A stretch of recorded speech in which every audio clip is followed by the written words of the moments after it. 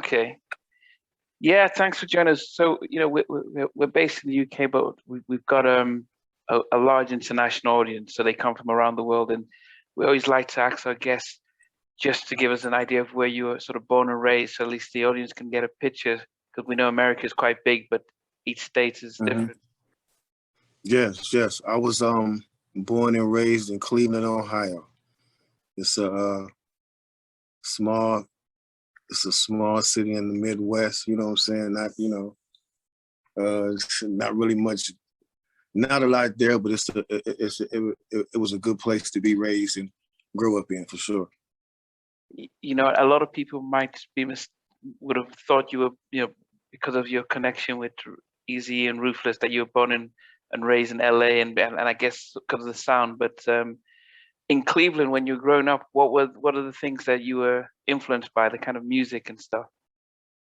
Well, one thing, growing up in Cleveland, we kind of had the best of both worlds. I mean, because we would get the East Coast music and the West Coast music. You know what I'm saying? So we got both of it, and we loved it to where, like at that time, East Coast was kind of biased to West Coast and vice versa. But we were getting all of it. So yeah. And even when the South started to come in with like the Ghetto Boys and Raheem and all those cats like that, we got all of that. So like our music range, that's why that's what helped us develop our style, was having all those different influences from all those coasts. You know what I'm saying? And while nobody had heard from where we came from, we got a chance to just start, to just develop our style and just be influenced by those greats. Yeah, I mean, as I said, I actually went to college in Alabama, so I can understand that sense where, it was East Coast, West Coast. We just enjoyed the music and we didn't have a bias. But for you growing up, what was it that you were into before the music came around? Man, it was always music. Okay. It was always music. I was the only other thing I was really into besides music was playing football. But me in school didn't really click that well. Okay. You know what I'm saying? We didn't click that well. So and it was just like music was the first love over everything, though. You know what I'm saying? Like once I saw Michael Jackson perform on this Motown special, you know what I'm saying? It just told me, like, it just sent like waves through me. And I was just like, that's what I'm going to do. And I told my mother that, and she looked at me like I was crazy. She was like, okay, all right, cool. You know what I'm saying? But I said, no, that's what I'm going to do, like for real. You know what I'm saying? And it was just, I just been on that mission ever since. And I was in like the 6th grade, like for real. But then, I mean, we were all influenced by Michael, but from your point, what were you looking to do? Were you looking to be a singer, producer, writer? Yeah. Yeah, it was just anything to do with music. Like, because I was singing back then. So yeah, this was before hip hop was, had come about. So, I was, and plus my mother and father, they played like, they played music in our house constantly. And my father would I would watch him, like when he get the broomstick, he helped, singing with the broomstick, and I'd be watching him and I'd be doing the same thing, I started doing the same thing. So it was like, so I knew the music very early on, and I used to mimic those songs. I used to sing those songs, and I just started getting more and more serious with it. And then when my brother brought home a LL Cool J album one day, Radio. I'm Bad? Is that, Radio? Okay, yeah. Yeah. Radio. He brought that album home, and he was like, I bet you don't know nothing about this. And he tossed the tape to me, and I put the tape in the radio, and I never took it out. I'm like, yo, this is crazy. And I wanted to learn his song so bad. I started writing down his lyrics. And as I was writing his lyrics down, I saw the formula in writing my own rap. So I started writing my own raps from there. So you changed from wanting to sing to rap just like that? Yeah. Well, no, it was a longer phase than that. You know what I'm saying? I was Michael Jackson. Then I thought it was New Edition. You know what I'm saying? I was everybody. You know what I'm saying? I was, you know what I'm saying, all those groups back then, you know what I'm saying? I imitated them, had their dance moves down, like all that, dancing, singing. Wow. It's like I used to do all that. You know what I'm saying? And then when I started rapping, is just when I started coming into who I would be. Yeah. You know what I'm saying? Did you do any shows or did you perform singing before you got into hip hop? No. No, I didn't. I mean, just for my family and stuff like, you know, and people like that, but I never went out there and done no shows like just singing. Okay. Now, so when you got into the hip hop, what was it? You know, were your friends and family, were they also into it, or how did you then start to think, okay, I'm gonna take this new passion and try and create a career out of it? Well, you know, I started like rapping just like off of my own. You know what I'm saying? And then when I went to junior high school, it's when I met Lazy Bone and, you know, Flesh and Bone. Okay. And you know, I met them in the 7th grade, and you know, like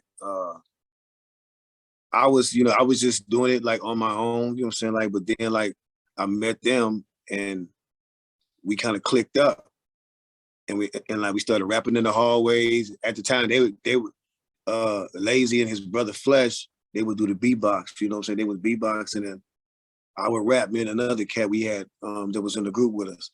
And so like we got well known in school. Every year we was known. We had a group called the Band-Aid Boys in junior high school. Wow. And we was very known, you know what I'm saying? Like throughout junior high, everybody knew the Band-Aid Boys. We used to walk around with Band-Aids on our face, you know what I'm saying? You know what I'm saying? Yeah, it was crazy. And so but then after that, after we got out of junior high school, we kind of dropped the Band-Aid Boys and all that stuff, Okay. you know, and we didn't really have a name because we were so much, we were like so unfocused because of what was going on in our personal lives and our families' homes, you know what I'm saying? We were like just out doing whatever we could do to survive at that point. In music at that time, I have to say probably that's the only time in our lives where music probably wasn't the priority, because we were trying to survive and live and just maintain.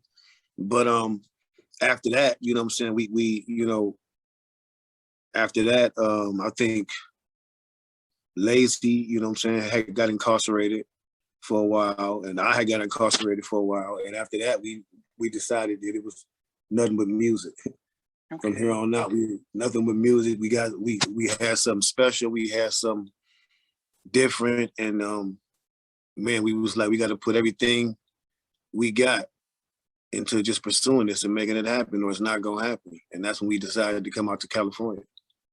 But then, so it started off with just the three of you, and did you have a style? Because were you imitating what Dre and Snoop were doing, or at that time, how were you trying to formulate your style in those early days?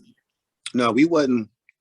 I mean, we was influenced by a lot of what was going on, but we always had a desire and an ambition to be different, to not sound like nobody else. So can't nobody say, "Oh, y'all bit us." Y'all like, it was like that was just our mission, like to be different. You know, and like, so I mean, although we were influenced by those people, we weren't trying to sound like nobody at all, and we didn't want nobody to sound like us. You know what I'm saying? At all. So the type of rap that you guys had, you know, if you don't have good ears, it's quite hard to really pick up, because it's like a singing flow. It stood out. Whose idea was it to say, let's formulate our rap style? Because it wasn't East Coast, it wasn't West Coast, it was very different. Yeah, it was the Bone Thugs-n-Harmony. Yeah, whose idea was it to like, let's rap in this particular style?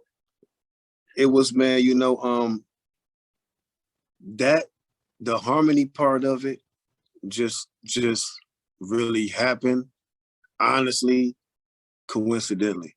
Like Okay. for real, because it was like, you know, we were together so much and we were so used to each other, and we had ciphers often. We would just be like Wow. riding the bus and we just get to rapping on the bus and everybody be looking like, okay, y'all go ahead. You know what I'm saying? Like we have ciphers everywhere we went.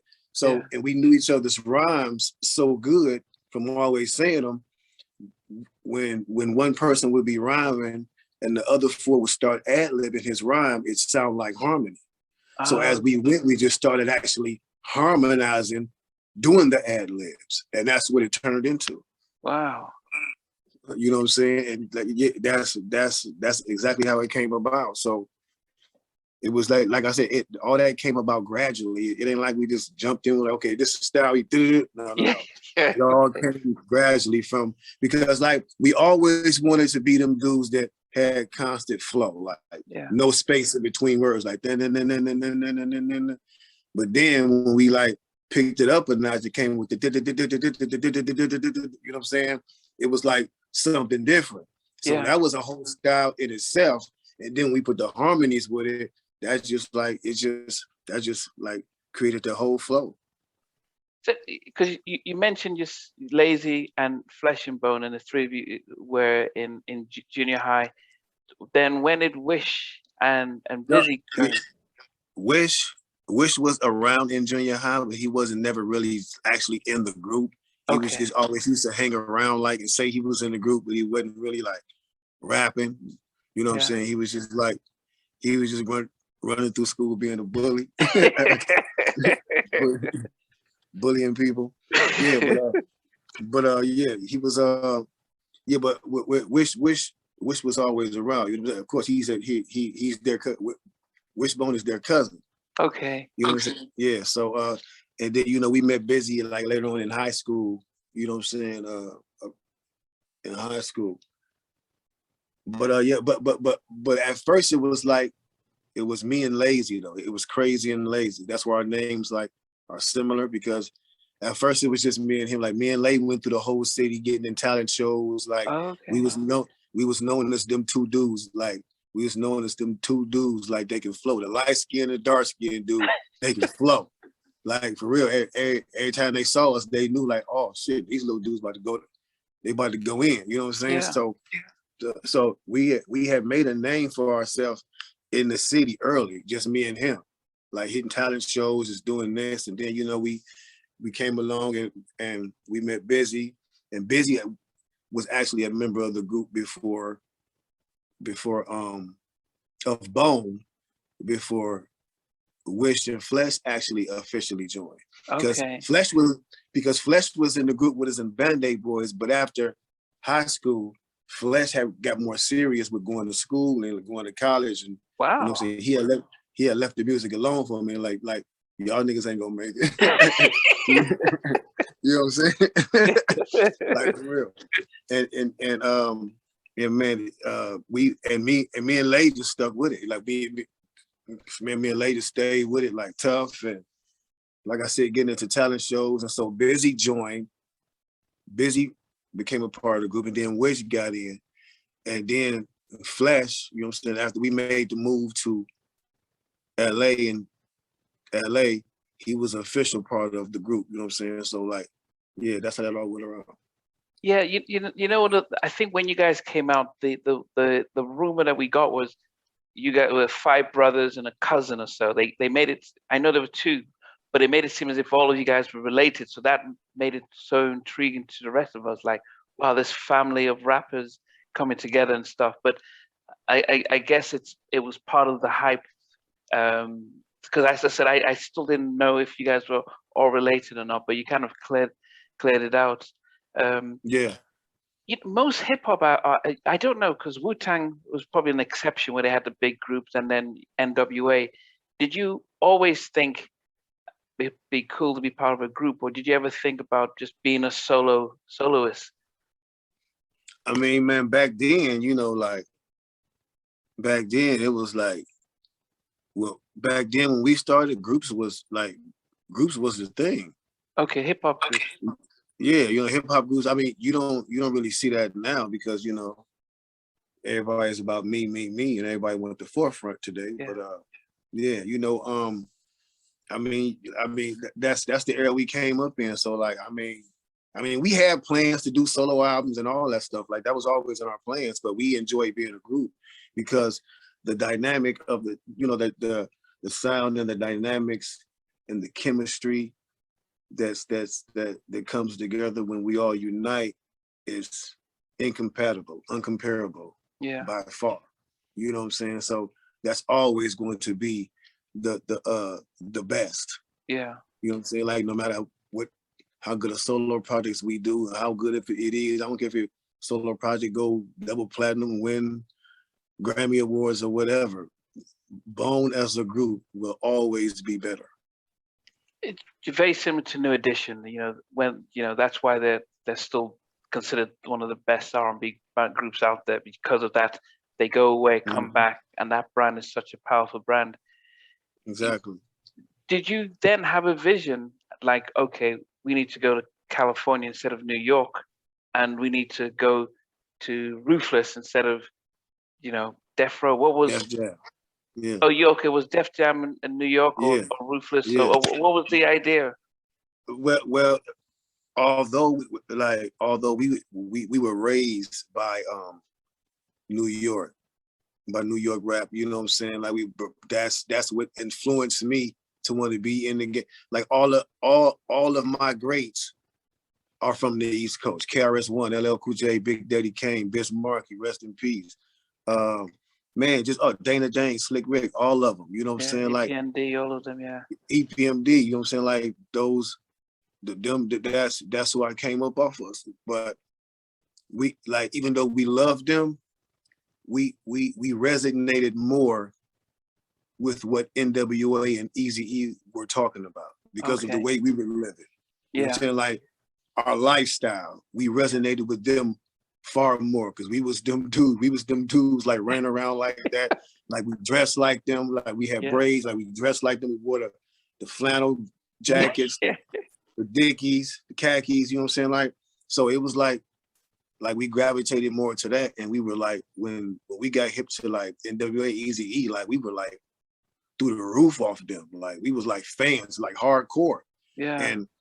And we always said we want to sign to Ruthless Records. We want to sign to Eazy-E, always. Like, and so when Flesh was going to school, he was out in California. And while he was in California, you know, he was meeting so many people out here. He was like, yo, y'all need to be out here because this was before he was even like official member. He was like, y'all need to be out here because if y'all out here, I done ran into so many celebrities already just at parties. I'm quite sure the first person to hear y'all, they're gonna be like, you know what I'm saying? So he came back and we hustled up money to come out to California. And that's what gave us the idea. We was like, we going out to California to sign with Eazy-E. And that's what we said when we left. Like for real, like no lie. My goodness. You know, I mean, you know, he was he was definitely ahead of his time and stuff. But for you guys, that first single you came out with, Thuggish Ruggish, is it called Thuggish Ruggish Bone? It was it Tasha? What's her name? Who sang is it Latasha? Tasha, yeah. I mean, it was, you know, it was such an amazing track. As I said, we forget that you guys were from Cleveland, but I do wonder then, when you go there, do they change your style and your production? Because what you were doing in Cleveland, when you meet up with Eazy, does he just say, okay, no, we need to produce it differently? Or did it allow you to keep your production and style that you would have recorded if you had full creative control? Man, when we came out, when Eazy brought us out here, like, first of all, when we used to rap for Eazy, like he used to like with no beats. He used to be like, he used to sit there blown away, like, man, say that one again. Say it again. like, no lie. Like, he used to sit there like blown away. So like, he never said anything when we were in there making our music. He gave us advice on like other things, you know, so like, you know, how to act, how to act like we had sense. But when it came to music, he used to sit in there and watch what we did. Like, Oh, hold on one second, hold on. okay. He's still Yeah, watching. yeah. He used to sit there and watch what we did. You know what I'm saying? Like, and just like sit there like, dang, y'all crazy. Like that's what he would say. Like he and he would let us like pick everything. Like, you know what I'm saying? Like what we wanted to wear, like all that was on us. Like the very first EP we did, he took, you know, he took all the photos to that. Wow. Like the Creeping on to Come Up, he took all the photos. Like he used to ride around with a little digital camera, and we used to be riding down the street, and he'd be like, he'd pull up to the side, I'm like, get out the car. We'd be like, what? He'd be like, get out and go stand over there. We'd be like, okay. We go up and still he pull out his camera like, walk down the street. Like, this is crazy. Like for real. Like, yeah, that he had the whole vision, you know what I'm saying? But he never like said anything about our music. You know, a lot of people always dream of meeting their idols, and I wonder what was it like for you, because you guys always said we wanted to meet Easy and sign for him. Now you're talking about him taking pictures and watching in the booth. What was it? Was it surreal? Did you feel like you were meeting Michael Jackson, or did you guys able to just concentrate on what you had to do and just like, okay, he easily became a friend? Man, no, man, you know we act like groupies behind closed doors. We was jumping around, you know what I'm saying, running around screaming, talking about, nigga, I can't believe, like the first night we met him, and the first night we met him, and he gave us his pager number, his cell number, and the office number. He was like, bro, he gave us all three numbers. Like, if he was gonna shake us, he wouldn't have gave us all three numbers. You know what I'm saying? So he was like, and he told us to come to the hotel afterwards. So man, on the way to the hotel, we was lit in the car. I'm talking about, could have had about 4 or 5 accidents. We was so lit. For real. We was lit, like for real, just riding, just hype. Like, bro, we going to see Eazy-E right now. We calling people, like, it's crazy. Like, so we get there, and like, when you come out the room, I always remember, because the first thing I thought in my mind, I was like, yo, this nigga is short as hell. I'm like, damn. Like no lie, I was like, because the TV make you look so much like, I mean, on TV, like you can tell he's short, because you know when he around like Dre and all the others, like yelling, you know he's short, but like you see him in person, you like, man, but he like stocky though, like built though, you know what I'm saying? So it's like, but man, he was a cool dude, but he came out and he was like, you know what I'm saying? First thing he said to was like, y'all smoke weed? And we was like, what? He was like, oh, we about to smoke everything you got. You know what I'm saying? And so we went in his room. We went to his room. BG Knockout and Gangsta Dre was in there. And we rapped, you know what I'm saying, a few things. And he was like, yo, so when y'all trying to leave, we leave right now. Let's go. And 2 days later, we went back to LA, and he put us right in the studio. Wow. Did it surprise you how your first single and stuff blew up, that the success came so quickly? Oh yeah. I mean, like, we were still so going off the fact, it's like this, like everything for us was just like overlapping. We were still so going off the fact we was with Eazy-E. We didn't even realize that when the song came out, it was just about to take off. Like, because everybody, you know, everybody in Ruthless, like we were buzzing, like around California, around like the Ruthless camp, and the news around, you know what I'm saying, the news around town was Eazy-E had these new cats that were about to drop, you know, and was about to be crazy. But we didn't know that it was going to be to the extent it was, you know what I'm saying? Like, we just thought we was about to come out, and, you know what I'm saying, we was about to, like, people was going to know who we was. But it was crazy. It was like, in a matter of weeks, it was like, we were like #1, and it was like, Eazy was telling us like, yo, y'all got to calm down, because y'all about to be the shit. Like, y'all don't even know how big y'all about to be. And we still didn't realize it till later on. Like, it wasn't until really after Eazy passed that we realized how big we were. Like, really.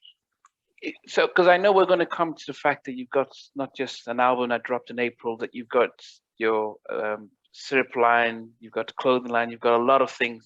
So you become you've got your own business venture. What is it during the short time you did spend with Easy that you learned from him? Because the fact that you've got all this stuff going on, and as a group, you guys have your own labels and stuff. What is it that you learned with the short time you stayed with Easy that you learned about the business and things? And that's exactly what we learned. You know what I'm saying? If you like you see all the different things I'm venturing in is what Easy was doing. You know what I'm saying? He had various artists signed to him, different, all that sound different from each other. None of them sound alike. Michelle, yeah. None of them sound alike. Mm. And that's what I'm trying to emulate with the artists I have. None of them sound alike. None of them, you know what I'm saying? So it's like, that's something he taught me. And he just taught me how to be serious in business and more responsible. You know what I'm saying? And man, just like all money ain't good money. Wow. Which is a very important one. You know what I'm saying? And yeah, man, it's just like, I mean, we didn't get that long with him, but just by sitting back and observing the things he did and how he moved and carried himself, it just showed me a lot. You know what I'm saying? And he was highly respected, even from those he had so-called beef with. Yeah. Very highly respected. You know what I'm saying? So, and he's responsible again for the majority of how the West Coast was built, along with Ice Cube and Dr. Dre and those brothers. You know what I'm saying? Like, and MC Ren, Yella. Because they are the pioneers. You know what I'm saying? And all of them get that credit. So yeah. During that time though, because we a lot of us knew about the beef and stuff. How did you guys separate yourselves from what was happening with Snoop and Dre? Because you're on Easy's camp. Were you guys able to stay away from that, or did you feel as if you're part of his camp? We need to also take shots back. I mean, I'm not gonna say it was squeaky clean. We stayed out of it. It was squeaky clean. It was words tossed back and forth from their camp and our camp. You know what I'm saying? That we all acknowledge now. So we sit back and laugh about this shit now, like we crazy. You know what I'm saying? Like, so it was like, it was little words and little verbal altercations that took place here and there. You know what I'm saying? But thank God nothing ever really jumped off, and everybody is where we are today, and everybody's cool, like family type. You know what I'm saying? That's what it's about. And that's a testimony to you guys, because I think you see how close you guys are with Snoop and the rest. Yes, indeed. Yes, when sir. when Easy passed, it took us all by surprise. But for you guys close to him, and he's somebody you looked up to, we've seen how Dre and Cube all sort of, how they felt sad losing their friend. How was it for you guys close to him, especially after you were taken off and he was, he was really mentoring you guys? Yeah, man, it was strange because again, we still in the phase of being in shock that we actually moving with Easy E. Even though we got an EP out now, we've been on tour with him. We've been kicking it with him. It's still like, like this could still be a dream. You know what I'm saying? Yeah. You know what I'm saying? And so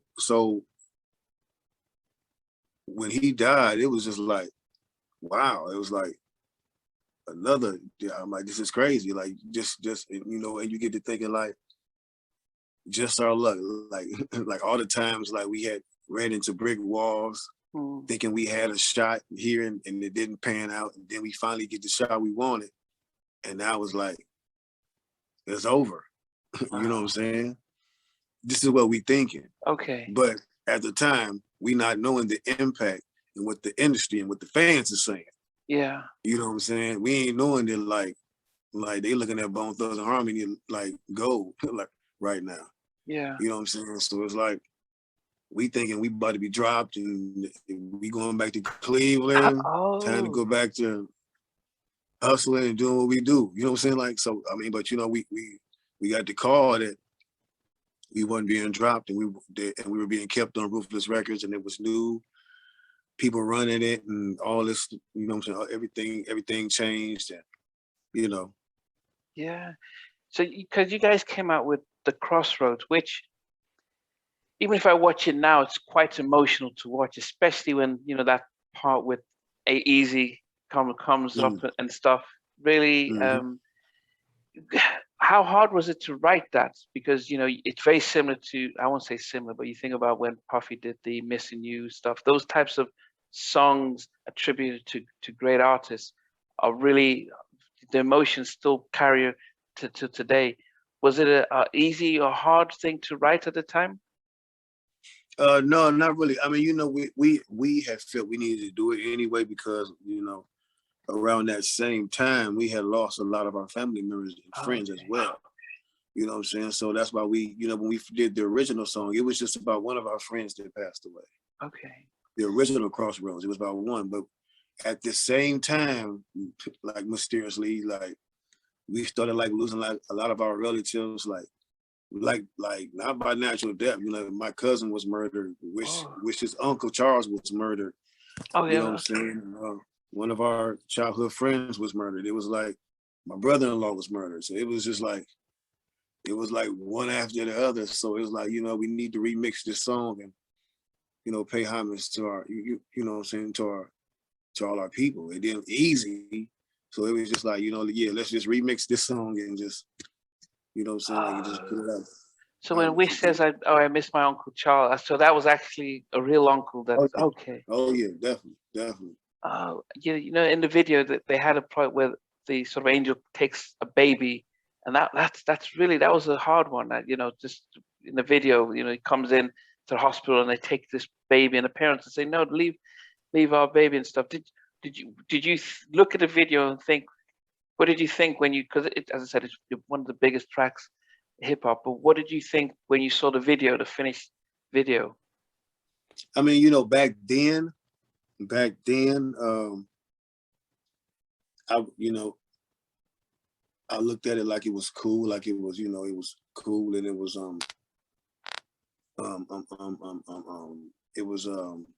it was good for the song. It was, you know, the scene was good for the song or whatnot. But knowing what I know now, the knowledge that I know now, I probably wouldn't do a scene like that because I know God doesn't do things like that. You know what I'm saying? My beliefs, you know what I'm saying? Yeah. Leads me to the, you know, like God doesn't do things that way. So I would never do it like depict a scene like that in a video in the future. Okay. Yeah, but as I said, back, you know, back in, you're still new in the career and everything, and it Yes, had indeed. it had its impact and stuff. Oh yeah, definitely. Yeah, I mean, as I said, you guys, you know, weren't just big in the US, you were big worldwide and stuff. How did you manage the success as you know, five guys who came from Cleveland and, you know, hustling and stuff? How did you manage the worldwide success that was happening? Man, probably like every other artist. we was idiots at first and had to get smart. like for real, like that's the bottom line. Because when you come in, you're a new artist, you're going to indulge, you're gonna indulge in the celebrity life, you're gonna take advantage of it, you're gonna live it up, and then comes the learning part, the learning the lessons when you build up all this shit and created all this, your whole world, and you gotta, your past start catching up with you and everything, you know what I'm saying? Because that's the process of it. You know what I'm saying? And you just have to hope that you ain't done too much damage and your past don't come and eat you alive. Yeah. Real talk, like for real. So you just gotta, man, like, that's why, you know, like when people say give advice to up and coming new artists, it's like, it's really like irrelevant doing that because you're gonna be hard-headed anyway. Like people always say, oh yeah, that's smart. But like when you get into it and like you in it and that moment is there and it's like the spirit of the world is strong and the gravitation sucks you in, man. Like real talk, like for real. How did your family? Because if your dad singing on the broom and you told them that you're going to be like Michael, your biggest hip hop group around. How did they think about the success? Man, they was like tripping, like, like, wow, like, yo, because I was real adamant about it. You know what I'm saying? Like, I even told Lazy, I even told Lazy one day, like we was walking home one day, and like we was both fed up, like, cause we was like, man, when is we gonna make it? You know what I'm saying? And he was like, I don't know, man. I'm thinking about, you know what I'm saying, like just going back to school and trying to do something. And I'm like, and I told him, I say, bro, I ain't doing nothing else but music. Wow. I told him that. I said, I'm not doing nothing else. You know what I'm saying? So it is what it is, man, for real. Yeah. The one thing I didn't get to find out was the names: Krayzie, Lazy, Busy, Wish. I mean, and the bone at the end. Whose idea was that? Well, the bone, well, the bone is the family name. That's why everybody has a last name Bone. And I mean, the idea came from Lazy. Actually came up with the idea, when like I said, when he was incarcerated, he was actually shipped off to Texas to live with his uncle. Okay. And while he was down there for like a year or so, he when you go somewhere, you're gonna have friends wherever you go. So he had a little squad down there. They called themselves Bone Enterprise, and they had Bone names. And so Lazy was actually Busy Bone when he was with that, you know what I'm saying, in Texas. But when he came to Cleveland and we had reunited and we was like looking for a name for our group because we wasn't going to use the Band-Aid Boys, you know what I'm saying? Like, we're like, what we going to call? And he was like, and he explained what he had with them down there. He was like, I thought of it, you know what I'm saying? So it's my idea. He was like, so we could use that, Bone Enterprise. And I'm like, bro, I like that. And I was like, okay, so I'm gonna be Krayzie Bone. And he said, I'm gonna be Lazy Bone. And then like that's just how it came about. And then like Wishbone came in, he was Wishbone, Busy. Busy wanted the Busy Bone, so he took that name. And then Flesh just came in and was like, I'm Flesh and Bone, you know what I'm saying? So everybody just like picked their names and that was that. My goodness. You first of the month, because I know you've got a brand coming out with first of the month, your cannabis stand. But that particular track, were you surprised? It's almost like the hip hop version of Just Got Paid, the Johnny Camp sort of one. Did you realize it was going to be like a big hit as well? Yeah, the ghetto version. Cashing checks and come up. Yeah, that's crazy. But no, man, honestly, like, we had no idea, man, and like, I didn't even realize how funny the song was until like years later. Like I said, I just like sit up and listen. I'm like, yo, like we were tripping, like celebration of the first of the month. Like, it was just something funny, you know what I'm saying? But it ended up being this big record though. Like still to this day, it gets played all over the world on the first of the month. It's crazy. 27 years later. Yeah, I mean those are legacies that you guys and the reason I'm building on this, because as we get into where you are now, it's always important just for the audience to be reminded about where you came from and the kind of the trailblazers that you were then, because having your own product line is still being a trailblazer in a different sense. So you always know when you've gone global when Mariah Carey invites you to come and feature on her record, and then you also have Biggie and Pac. But the Mariah Carey one, because that's when you're really crossing over to a new level. What did you guys think when she called you guys and said, I want you guys to feature, especially yourself? Bro, like, honestly, and this is the honest to God truth, we were so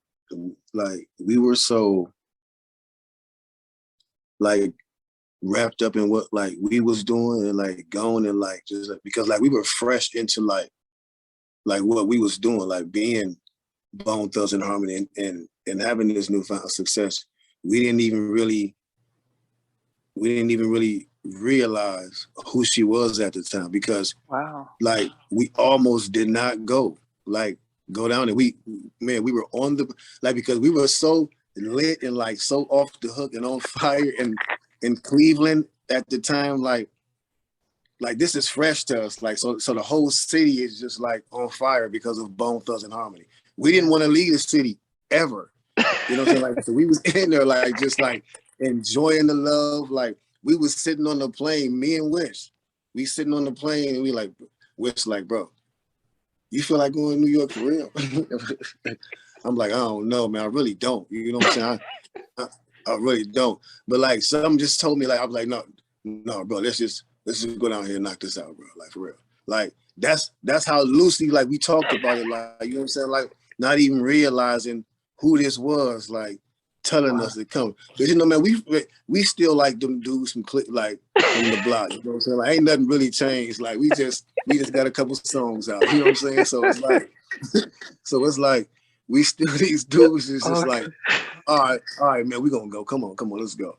You know what I'm saying? So we go down there, man, and it was like she had it set out for us, man. She had the herb set out. She had the Hennessy on a silver platter, though, man. Wow.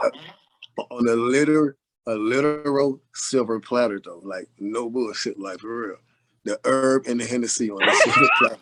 You know, I said, yo, she cool people, man. I'm glad we came. You know what I'm saying?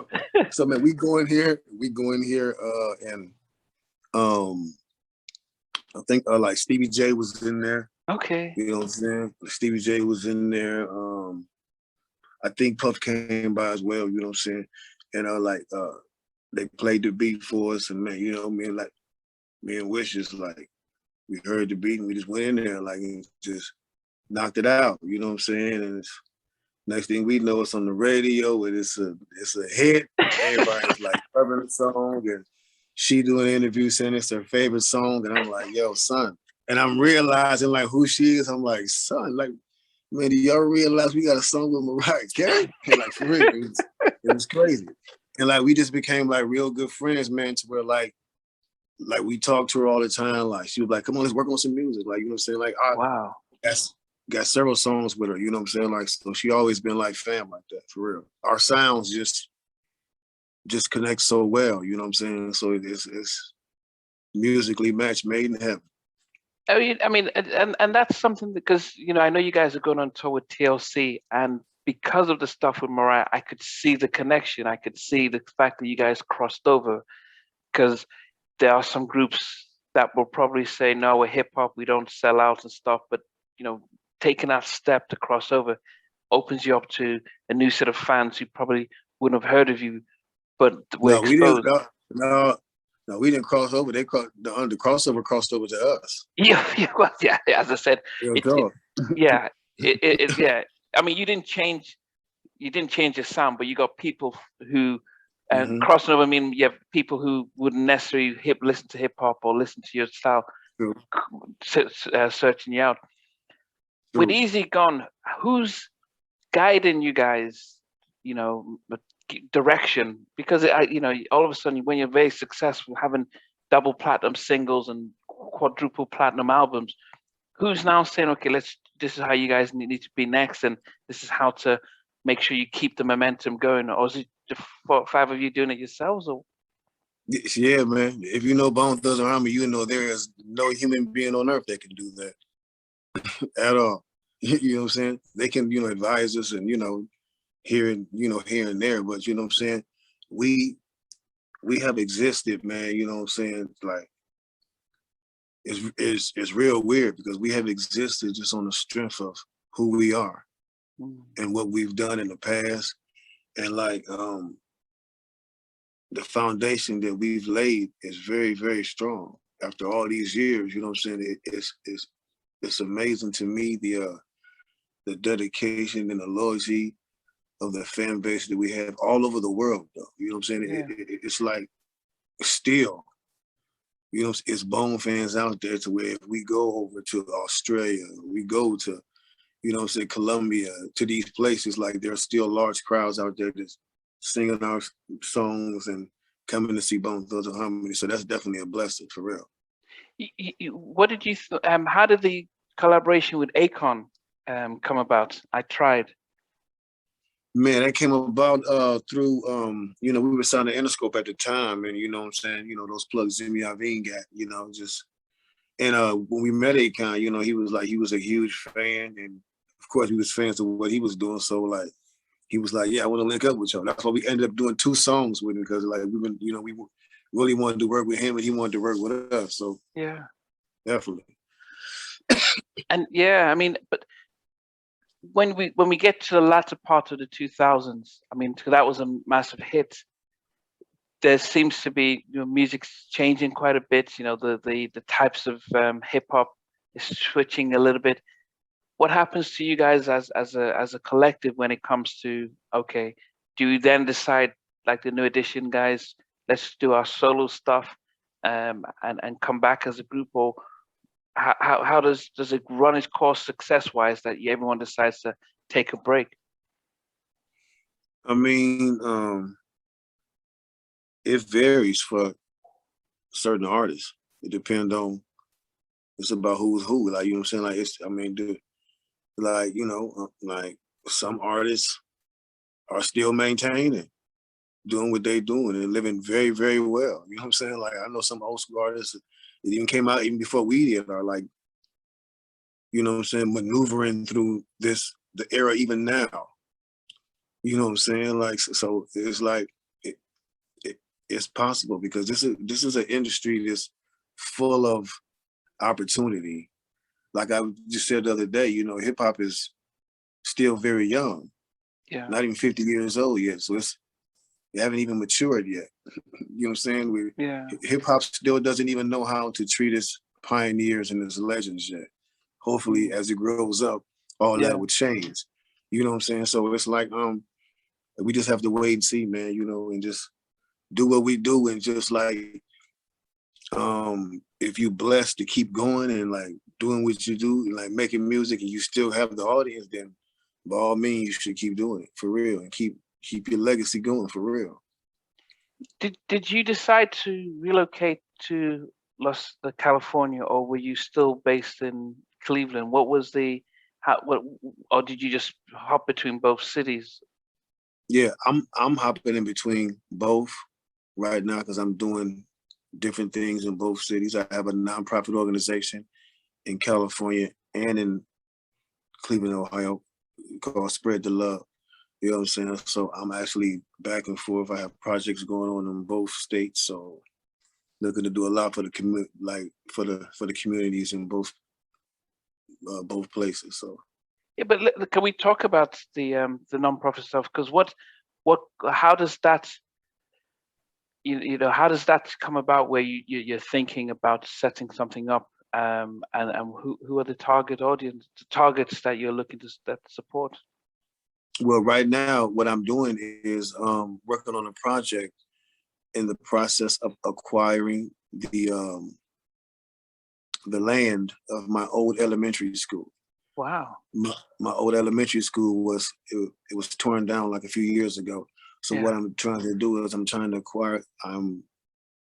acquiring this property, so to build a Bone Thugs and Harmony like music academy, like performing arts academy, and museum as well. You know Wow. what I'm saying? Museum for Ohio, for all the Ohio artists and entertainers that made it out of Ohio, so that people could come here from Ohio to see that, you know, there is opportunity, because there's a lot of very, very well-known people that made it from Ohio, and people just don't know about it. Cleveland Yeah. specifically. So you know what I'm saying? Just, you know, want to put that in there, and just, you know, teach people, you know, like just the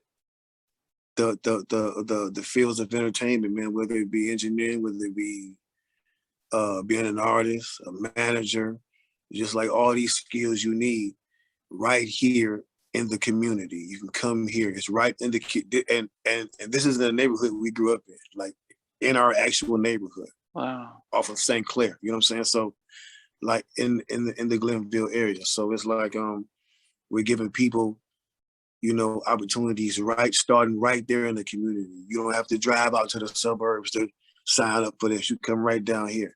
Like Wow. for real. Is it the four? Are the five of you involved in it, or is it just yourself, or how does? Yeah. Yeah, right now it's just me spearheading it. I have a team in LA and a team in Cleveland, but like I'm pretty sure in the future I'm going to bring them on to make it even bigger and like with an even bigger vision and all types of things. They'll So, definitely be involved in the beach in the museum and stuff for sure. okay. Then what about the syrup line? Because that's very interesting that you've come up. How did What's that that come again? about? Your syrup. It's going in and out. Oh, yeah, the syrup. Your syrup line. The syrup, the syrup. Yeah, yeah. I think I'm English, so we have a different pronunciation. But how did that come about? The concept and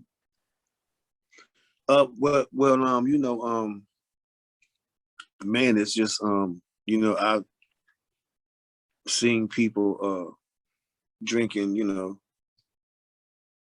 the lean stuff, and I saw this like other companies were doing this, like with the syrup, and it was just what I'm saying, it's just something I liked, what I'm saying, it's just something I like, being that I what I'm saying, like I don't smoke as much as I used to because of my autoimmune situation that I have.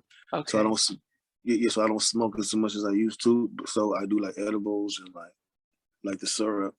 You know what I'm saying? So I was like, if I'm gonna do it, I might as well have my own brand, make my own. You know what I'm saying? Like they're suitable. Like something I like, and I'm gonna see if other people like it. I'm quite sure they will. You know what I'm saying? So it's like, Yeah. yeah. So it's just an extension of my cannabis brand, Leagues of Legend. You know what I'm saying? Eventually we're gonna have edibles as well. Krayzie's incredible edibles. It's coming. You better believe it. You Is better it believe legal? I think it may be legal. Is it just in California? It's legal, or where? Oh no, Where? no, no, no, no. There are several other green states now.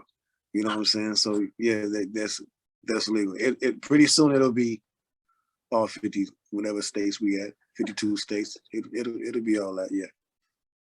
So the okay. So I mean, are you selling them in shops or is it online or what's how On you do? shops, on Okay. on shops, and at the shops they have online delivery services or whatnot. You know what I'm saying? So yeah, it's Okay. both.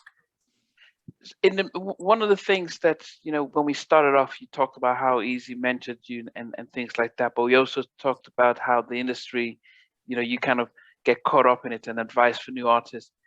I know that you mentioned that you're managing artists and you wanted to model it on Easy's sort of everyone sounding different. How much of the because the industry's changed quite a bit now, you're not selling CDs and vinyls and mom and pop shops. What is the sort of direction with the artists you have and how you expect them to generate income, not just for themselves, but for yourself as their manager or a label? Oh, I mean, they're gonna. Well, I'm into what I'm trying to do with them is, rely on myself to push them through. You know what I'm saying? Get them the right situations. You know what I'm saying? Guide them to the right situations. You know what I'm saying? At the same time, teach them the whole business. So at some point, you know what I'm saying? At some point they may want to step off on their own. You know what I'm saying? And you know what they're gonna learn here is, like the knowledge to deal with these contracts, and like you can either go to a major label and deal with this. There's some pros, you know what I'm saying, but there are also some disadvantages. But you can choose to do this yourself. Like that make sure they understand these options, man, because like it's very important to have the education so we can break the cycle that's going on with these artists and these labels today. And the cycle is like, it's the education, man. Like it's like understanding who you are and understanding your worth and understanding it before it's too late, Mhm. like for real. And that's what a lot of artists need to learn. So that's basically what I'm bringing in with these artists, man, and just showing them the ropes along the way, man. Like, and just because their music to me is like their music speaks for itself who they are. I'm trying to find artists that don't need me on every other song. You know what I'm saying? That don't need me to be present when they go do a show all the time. They can hold their own. They can actually like command the crowd. You know what I'm saying? And I've seen the artists that I work with, I've performed with them many times that they can do that. You know what I'm saying? So that's what I'm looking for. Because I've probably interviewed over 50 90s R&B acts and some from the 80s, and the sad thing that they always talk about is how, they got publishing taken away from them. They were paid 2 cents a record, without realizing, all that stuff. And it almost seems as if it happens a lot to sort of our Black artists. What did you learn as part of a successful group who were selling tens of millions of records about the industry, that you're sort of going to teach the people that you're managing? Yeah, well, I mean, the good thing, like I've seen some of those stories, and like I've seen some of those stories, man. Like, and I'm like, it's horrible. You know what I'm saying? Because I'm like, I mean, we didn't get what we deserved by far, but we saw money though. Like it wasn't like we never saw no money. It's like I was like, what was going on? Like back in these in these contracts and back then, like, but we saw money, and we still getting, like, you know what I'm saying, like a bonus, still being paid royalties, like from everything we've done in the past. You know what I'm saying? So it's like I don't understand those situations and things like that, while those artists weren't or are not getting paid from it. But like we pretty much like I mean, like I said, like we know we owe way more money, like way more money somewhere, you know what I'm saying? Some fishy around this motherfucker, we know. You know what I'm saying? But we is seeing something, you know what I'm saying? Like, so it's like when I see artists that say they're not seeing a dime, it's like, wow, it's like, son, that's not cool. That's not cool. And I'm tired of seeing like these Black biopics with the same story, man. It's like these labels rob them, and it's just like, I mean, like, and I can't even say if our movie would have a partner. Like, we probably have a partner, like, about how we fell out with Ruthless Records and stuff like that, because we deserved more. But like, it wasn't to the point to where like we was like just ever homeless or just like crazy stuff like that. You know what I'm saying? Thank God. You know what I'm saying? Like, and just like, you know what I'm saying, we were fortunate and blessed not to be put in those situations. You know what I'm saying? You know, just like, I know I wasn't, like, so, like, for real. You know what I'm saying? For real. I mean, a lot of it was, say, they signed to a production company and they sign away their publishing without realizing, or the manager comes in and says, yes, sign here. And then they don't realize they've signed away their royalties, or they go on tour and they don't realize that somebody's taking all the money and giving them only half of it. Yeah. Those are the types of things, because you talked about being, leaving school, being out, being on the streets, and then all of a sudden millions are coming in. Who's telling you how to count your money and where to put your stuff in, pay your taxes and all that stuff? Yeah. Hey, that's true. But like, hey, we had the mentality, man. Look here. we ain't playing around like that, man. We coming up in there to get our money, man. You better believe that, man. You gotta it's payday. It's payday now. Come on. And real it's not just the first of the month. Real talk, A lot of us would have seen TLC have posted that they're going on tour with you guys. Now that's an amazing stuff. How did that come about, and is it all 5 of you going to be on the tour, or what can you tell fans about what to expect? Well, man, all 5. I'm not promising. I ain't gonna never promise that. We talking about Bone Thugs and Harmony here, man. Come on now. But I mean, man, but the tour is still gonna be like, it's still gonna be an awesome tour. It's the same. We also gonna be missing Left Eye. You know what I'm saying? Rest in Yeah. peace. You know what I'm saying? But I think our fans and the love that they have for what both of these groups has done for the culture and for the music, man. It's just gonna be a celebration of music, and I think everybody's just is coming just to have a good time in loving memory of Left Eye. You know what I'm saying? And you know what I'm saying? Man, just like that. And Busy, y'all, hey, fans, y'all gotta get that Busy. You know what I'm saying? Quit talking to me about it, for real. For real, y'all get at him, for real. But yeah, Okay. man, it's still gonna be a wonderful day. It's gonna be a good tour, man. We planning some great things, you know what I'm saying, for a show set. So everybody need to come on out, because it's going down, for real. So it's yourself, Wish, and Lazy, and Flash, yes the indeed. Flesh. Okay, so at least the four of you are generally Yes indeed. okay.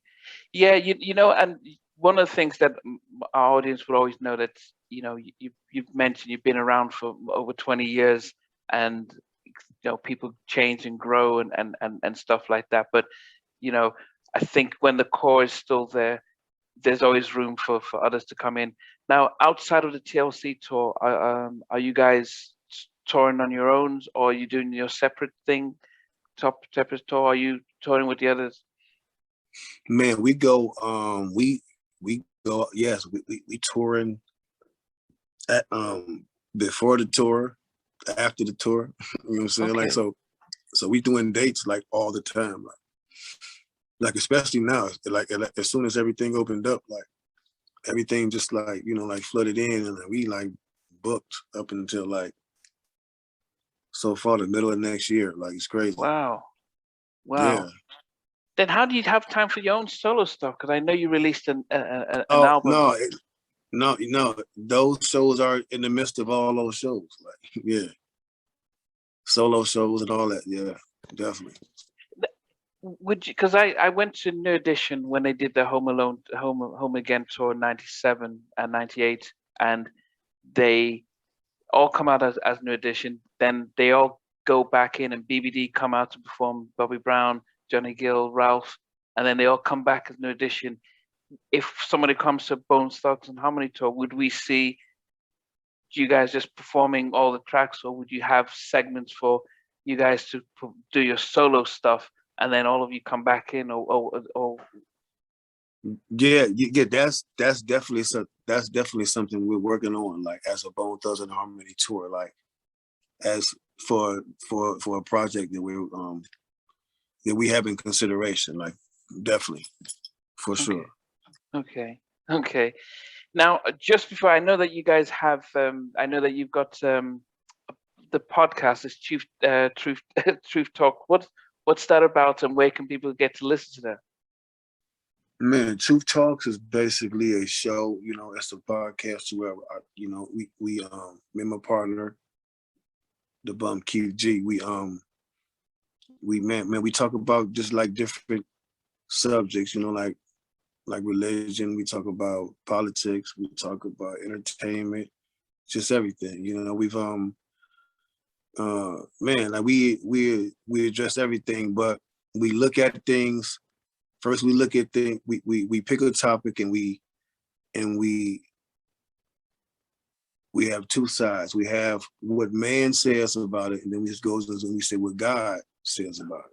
Oh, You know what I'm saying? And we compare the two, and we see which one weighs heavier. God, of course, always. Because man, okay, because man is idiots. But yeah, you know what I'm saying? Like God always. But like, you know what I'm saying? But that's basically what the show is, man. You know what I'm saying? And like, like we've got like a lot of good feedback. People tell us they happy I'm doing a show, because nobody talks about stuff like this. We don't do a show like our shows now. We're not gossiping about what other celebrities do. You know what I'm saying? Like who's sleeping with who went to jail, who shot who. None of that on the show we doing. You know what I'm saying? It's enough of that going around the world yeah, already. You know what I'm saying? We want to bring like facts.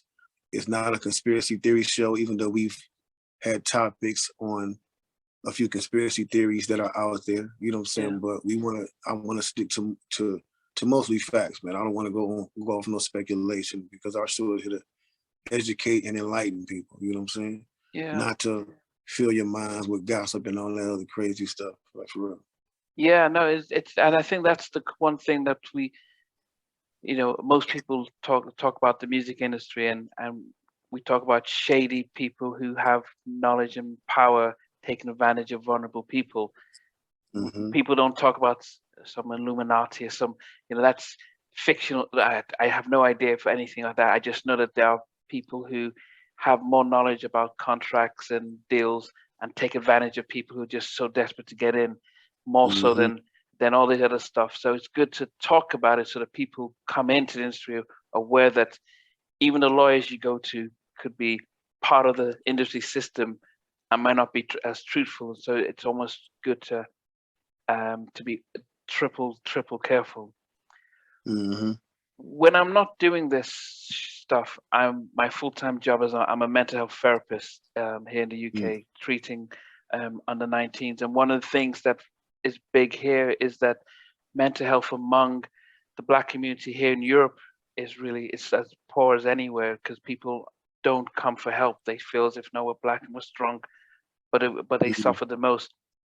Hmm. Being in the recording industry where success and money and all that stuff comes, how did you personally manage with anxiety, depression, and mental health? And were you able to seek help if it was a struggle during your career? Man, fortunately, I've never had to struggle with mental health, even in this industry, because I learned very very early in this in this business that, keep it 100, that it's fake. Okay. Everything about it is fake. The money you make is real, Yeah. but everything about it is fake. The people, you know what I'm saying? It's like I learned to never take it that serious. Like never become a celebrity. I don't consider myself a celebrity. I'm an artist. I don't consider myself a celebrity. I don't do the shit celebrities do. Like for real, like you know what I'm saying? So it's like I learned very early, like, you know what I'm saying? Like this is to never let money and fame overshadow the love that I have for genuinely making music. You know what I'm saying? Because I love making music because, you know, it's an outlet for me. I get to express certain things and ideas and get it off my chest. It's like that's therapy for me. You know what I'm saying? So it's like whether I was making money for it or not, I would still be doing it. If I had a 9 to 5, I would come home and I would make some music. You know what I'm saying? So Okay. it's like I'm doing this for, for the love. You know what I'm saying? I'm not like married to this. I'm not just like so going off of this that like a lot of these celebrities you see, they think like very highly of themselves and it's just all about them and nothing else. I'm far from that. You know what I'm saying? I always stayed grounded because it's like all of this can be gone tomorrow. Mhm. You know what I'm saying? And then and like you've seen in the past for many people when it leaves how they can't handle it. They resort to using drugs and alcohol and their whole life is in shambles because they got caught up in a fake life. Yeah. And when reality hit them, they couldn't handle it. So I vowed to never be that person. Like I always stay grounded here on earth. Real talk. Yeah. Did you get a chance because you had a collective of five to talk about if you were struggling, you had issues because I think with Simone Biles has just come out and talked about her mental health, and one of the things that Black people we either we go to the pastor and ask for advice and that's it, but we don't as men even talk about feelings and emotions and stuff. Being part of a group, did that help you guys to talk stuff out and not carry the burden upon yourself? Oh yeah, definitely, definitely. You know, we had a lot of deep conversations about personal things we were going through. You know what I'm saying? Like like over the years we've been together for sure, and it has helped. You know, it did help having that bond of brothers, you know what I'm saying? Like you could go to and, you know what I'm saying, just chop it up with, you know what I'm saying? Definitely. That definitely helps, you know what I'm saying? Like having people in your corner that that's not so much going talk, but just listen to you first. You know what I'm saying? Like, because sometimes like you need to like somebody's gonna listen to you and understand what you're going through for real. So Yeah, no, I appreciate that. So all my guests, I always ask them that if you were stuck in an elevator and they said, look, it'll take a couple of hours, but we'll put a movie on for you to watch before we get you out. What movie do you request? say that again. If you were stuck in an elevator and they said, look, it'll take a couple of hours before we get you out, what movie would you want to watch before they get you out? Man, that's a crazy question because I don't know. I don't know. Probably The Last Dragon. That's my Okay, favorite is it movie. the Bruce Lee one? Yeah, Bruce Leroy. No, it's Last actually like Last Dragon. It's like a black karate movie that came up back in the days. It's actually Okay, crazy. okay, Yeah, okay. yeah, called The I'll, Last Dragon. Yeah. okay, I'm gonna have to check that out. They're about to put the Hmm. movie, but they say we play a song before the movie starts. What song do you number would you request? What song would I play? Yeah. Oh man, I don't know. It'd probably be a Michael Jackson song, "Rock with You." Okay. I Okay. don't know why. Yeah. Yeah, I mean, because one of the things I always like to find out is like, what's your people's favorite if they have that one song that no matter what, I'm just gonna put that Oh on. yeah. And Oh yeah. I got a whole bunch like Michael Jackson songs. Like I got a whole bunch of like those for me. I just what like was how it? you put his songs good. What was your favorite one? Rock with You? Is that your favorite, Michael? Or No, no, no. My favorite one, yeah, but my favorite one is Billie Jean. okay, For okay, real. Because that's the one I saw him perform. And I was like, that's what I want to do. You know what I'm saying? Like, so that was my favorite song always. have you ever tried to do a version of it, rapping over sort of samples of that? I don't. Oh yeah, I think I did. It wasn't that beat, but it was a similar beat to Billie Jean. It was called Hollywood. You know what I'm saying? I Okay, did on one of my tapes. Yeah. has that been released? Someone's Yes, yes. If it really, I have a mixtape series called the Fix Tape, and I believe it came out um on the fourth volume. okay, and it's called Hollywood. Yeah, the song is called Going Hollywood. Yeah. Go in Hollywood. Okay, I'll check that out. I definitely have to appreciate the time and stuff, and what I'll get from Bernadette is sort of a lot of the links to your clothing line, your syrup, and everything that you have, so that as people are watching, they can click on it and be able to check things out and things. People have some tours to look forward to. Hopefully, a new album from Bones, or would you guys just be doing singles, or what do you think you might? Um, right now, I know Flesh has released some things. Wish has been.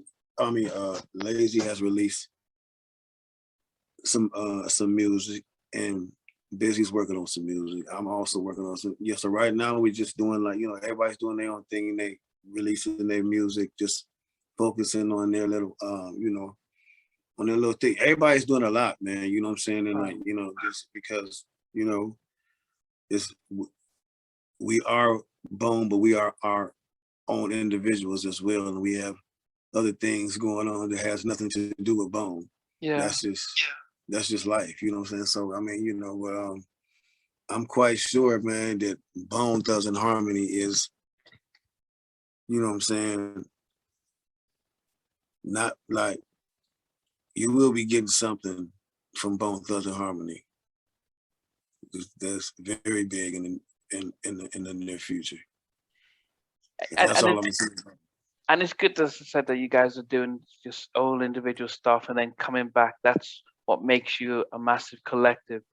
I can't leave without asking you what your thoughts are about the state of the music industry now, and because my audience is predominantly 90s and 80s, that's what they grew up on, and they like the even chaos one came up with Self-Destruction. You had all hip hop unite for about Stop the Violence. You had Black Men United. You would know you'd had positive music. You had people talking about what's going on in their hood, in their environment.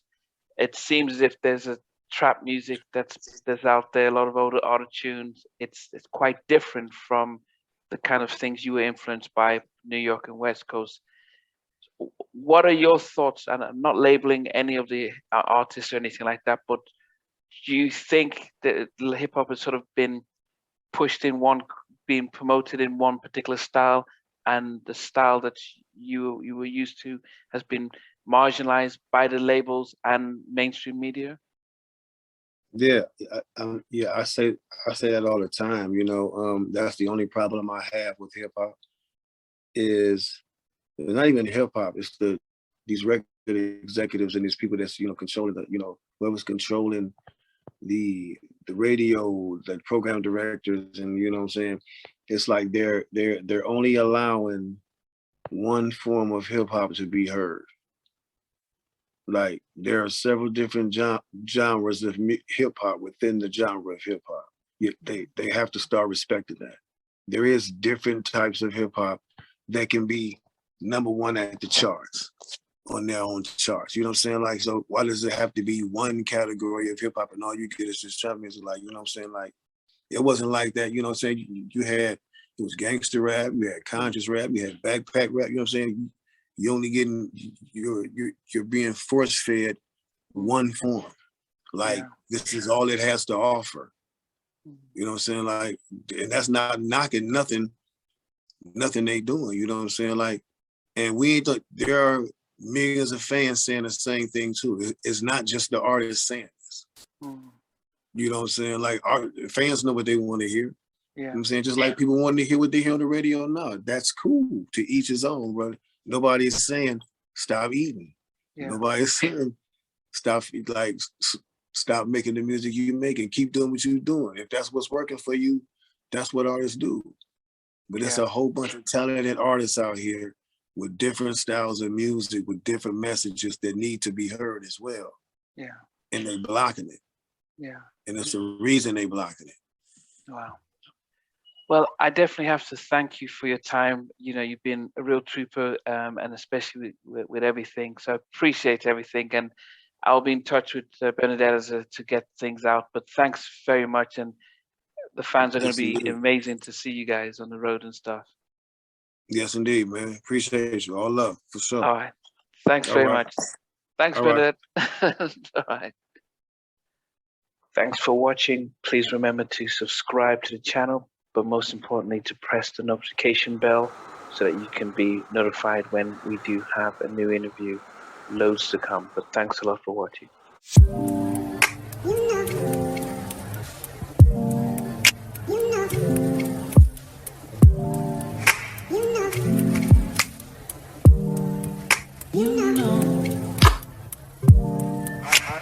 I begin